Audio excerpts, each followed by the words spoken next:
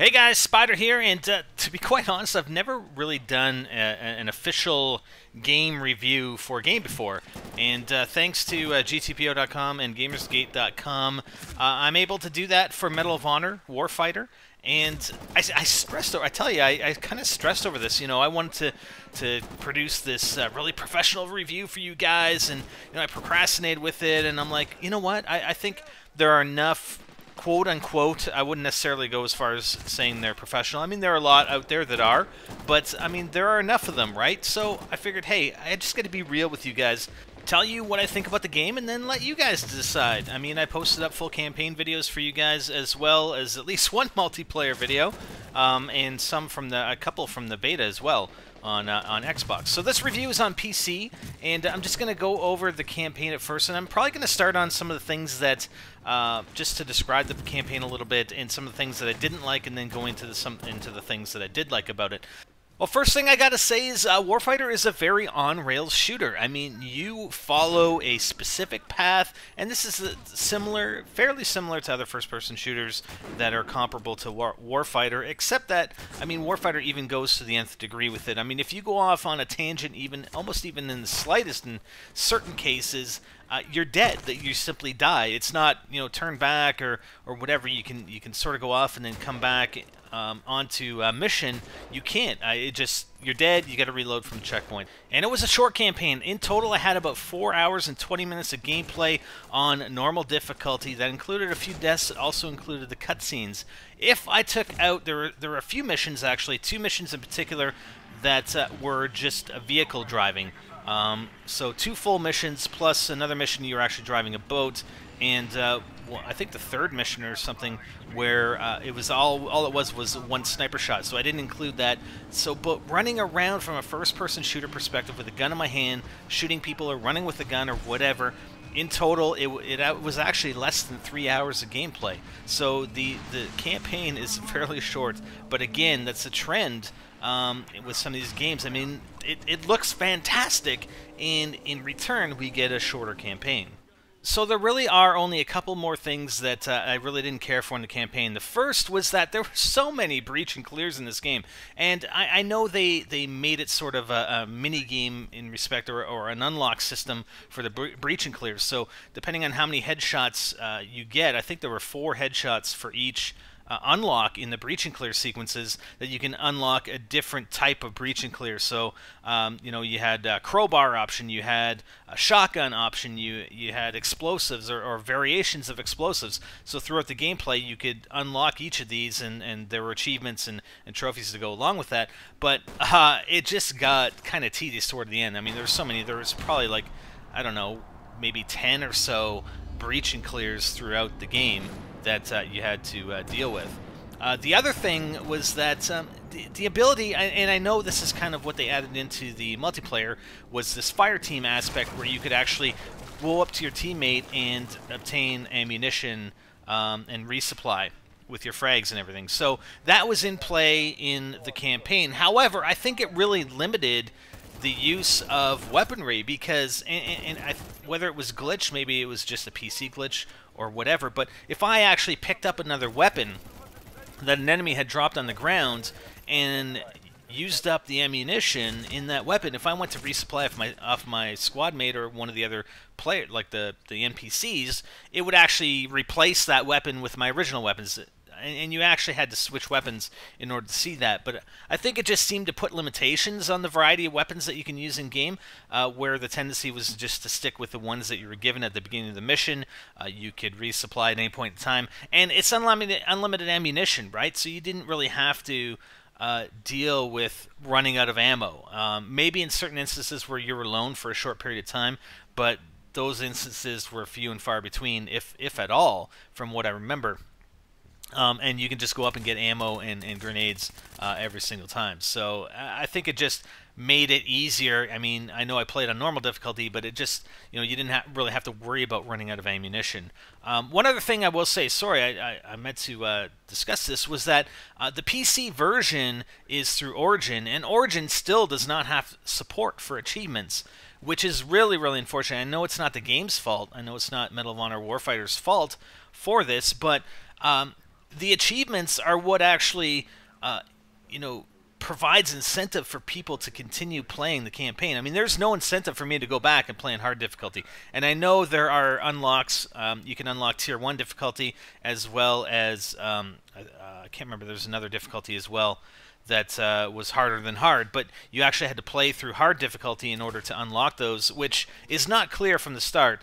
I actually tweeted out to Medal of Honor, and they clarified that you have to finish the campaign on hard difficulty to unlock those. But again, there are no achievements for completing them on those harder difficulties, so there is absolutely zero incentive for me to go back and replay the campaign, even on hard difficulty, to unlock them. I mean, okay, then I get to play on a harder difficulty, you go back again and replay it. So not interested in replaying that campaign, at least on PC. If I had it on PS3 or Xbox 360 and I was inclined to get those trophies and achievements, then I would go back and actually replay. And also something that they had in Medal of Honor from 2010 was a scoring system with the campaign missions, and perhaps they do have that in Tier 1. I think it was Tier 1 on PS3 that I played on. Perhaps they do have that on Tier 1, whether it's on console or PC, but there was no indication that that is in fact true, and I could not find any information on it. But it's unfortunate because, again, that promotes that replayability. You want to compete with your friends, you want to compete with the leaderboards and get a high score, so you're going to replay that mission several times. But overall, I mean, even despite these drawbacks and these negatives that I brought out, I thought the gameplay was awesome. I mean, you're talking about Frostbite 2.0. The graphics look fantastic. The environment's fantastic. You know, it's kind of that. It's got that gritty realism that I really liked, including the tie-in to these real-life operations. Now, you know, it's a little piecemeal at times. Like, for instance, the one sniper mission where you're saving the captain of the Somali boat or freighter, and that's a real life situation. I mean, that happened, but it just seemed a little bit disjointed because it was kind of in the middle of a bunch of other missions, and it really didn't improve upon the storyline, in my opinion. Plus, it was a very short mission. But outside of that, I mean, it was great. I mean, the storyline was great. The tie-in to these real-life operations, which a lot of these missions in this game tied into, is absolutely fantastic. It wasn't that over-the-top mayhem and destruction. You know, I didn't see the Eiffel Tower crashing down onto a bridge, or I didn't see the Statue of Liberty blow up. I didn't see a nuke go off, and you know, that sort of thing. And that's not what that stuff doesn't happen. I mean, it does, but okay, it hasn't happened for how many years or decades, but you know what I mean. It's not that over the top. It's these real life missions. You get in, you get out. You have firefights. We're not dropping nukes on people, and we're not causing massive destruction of cities and villages. That just seems more fitting for some sort of blockbuster movie rather than a first-person shooter that wants to get into realism. And I thought the cutscenes brought even more realism into the game. Now, I think the intent there is for that to apply to a more mature audience. I have a family. I have 2 daughters, and when those cutscenes and Preacher's talking to his wife and his daughter Bella, and it hits home, right? It's like, yeah, you know exactly what these guys are sacrificing to do what they do on a daily basis to help protect us at home. I mean, hey, I'm on the internet. I'm producing videos for YouTube and playing video games, man. While these guys are out there busting their asses in the line of duty and just risking their lives to keep us safe. And that really drove it home for me. Maybe it won't for a lot of younger people, but definitely for somebody with a family who has, people who have children, etc. It really hits home, and it really extends that realism of the game, and I really enjoyed that part of the game. Overall, for Medal of Honor Warfighter campaign, I'm going to give it 8 spiders out of 10. The reason why I'm giving it 8 out of 10, despite some of the negative things that I mentioned at the start of the video and throughout, it engaged me. The campaign engaged me. I had a lot of fun. It was visually fantastic, and I sat through the entire thing and played it. I know it was only 4.5 hours or 4 hours 20 minutes, But I was able to continually sit through the game and play it out from start to finish. And like I said, I can't say that about a lot of games that I've played in the past, even the past year.